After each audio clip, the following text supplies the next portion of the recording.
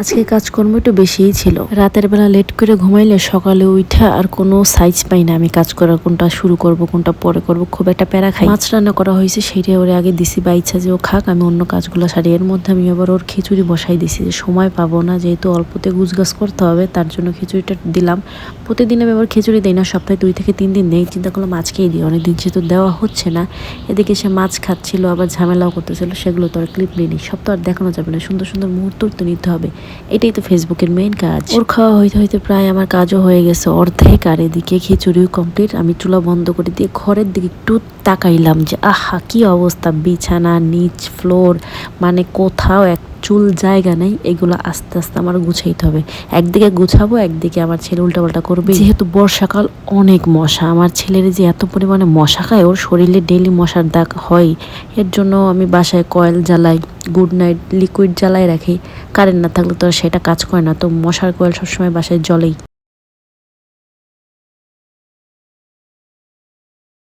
ওদিকে আবার লবণও শেষ হয়ে গেছে, লবণটা ঢাইলা রাইখা দিলাম পাশে। খাইতে গেলে আবার তখন লবণ ঢালতে মন চায় না, মনেই থাকে না লবণের বাটি ক্লিন করে তো লবণ ঢালতে হবে নাকি।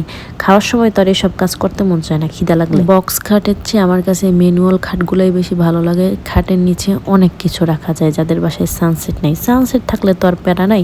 আমার বাসায় যেহেতু সানসেট নাই, আমি মনে হয় অর্ধেক মালামাল আমার খাটের নিচে রাখি, তো আমার খুবই সুবিধা হয়। আর বক্স খাট হইলে তো এটা করা যাইতো না। এর বড় একটা অসুবিধা হচ্ছে, খাটের নিচ ক্লিন করা খুব বেশি প্যারা লাগে আমার কাছে। সামনে এরকম একটা ভুট্টা মার্কা র্যাক আমার মনে হয় সবারই থাকে, হাবি জাবি জিনিসপত্র সব এটার মধ্যে রাখতে হয়। হ্যাঁ, যেটা পাই নেকড়াতে না পড়া না পড়া, মানে দরকারি বেদরকারি সব কাছে পাইলে এই জায়গায় ঢুকাই রাখা হয় আমাদের বাসায় সবাই, আমিও রাখি। এগুলো বলে লাভ নাই।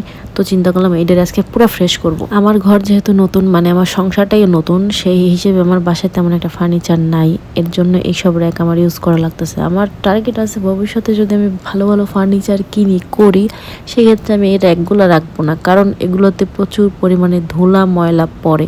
আবার ইজি লাইফে হুটহাট জিনিসপত্র রাখতে কিন্তু এগুলো খুব বেশি কাজে দেয়, যেহেতু ময়লা পড়ে, ময়লা খুব বেশি পড়ে। এগুলোর মধ্যে যে জিনিসই রাখেন না কেন, কাপড় চোপড় রাখেন, বই খাতাপত্র, সব ধুলা পড়ে যায়। সবচেয়ে বড় খারাপ দিক হচ্ছে এগুলা। আবার ব্যবহার করেও অনেক শান্তি আছে, যারা ইউজ করেন তারা জানেন। আর এইসব র্যাক ক্যাজুয়ালি সবাই ব্যবহার করে। ডায়পার গুছাইতে যে বুঝলাম এত কমে গেছে। আরে শীতকাল বর্ষাকালে অনেক বেশি ডায়পার যায়। হ্যাঁ হ্যাঁ, আবার আনাইতে হবে দেখি। কাজের ফাঁকে যদি এইরকম একটা মাখা খাওয়া যায়, ও সেই আমরা বানানি ফাটাফাটি। ইদানিং আমার এত এগুলা খাওয়া হচ্ছে আর এত মজা লাগে, আমি জানি না। আমি রাত্রে উঠেও খাই, আবার পেটও ব্যথা করে, আবার প্রবলেমও হয়। কিছু করার নেই, আমার খাওয়া বাদ যাচ্ছে না। এগুলো ভার্সিটিতে থাকতে পড়ছি, লয়ের বই আর কি, অনেক অনেক বই, যেগুলো আপাতত এখানে নাই, কিন্তু হাতের কাছে এগুলো ছেলের জন্য প্যাকেজিং করে রেখে দিলাম। সব কাজ মোটামুটি শেষ, এখন শুধু বিছানাটা গুছায় রাখবো। বিছানা গুছানোর পর ঘর ঝাড়ু দেওয়া, ঘর মোছা, এই কাজ আর আমার করা লাগবে না। এটা আমাদের বাসায় হেল্পিং হ্যান্ড আছে, যে আয়শা কইরা দিয়ে যায়, মেয়েটা। ও আসবে, ও এসে আমার ঘরটা ক্লিন করে ঝাড়ু টাড়ু দিয়ে মুছে টুছে দিয়ে যাবে।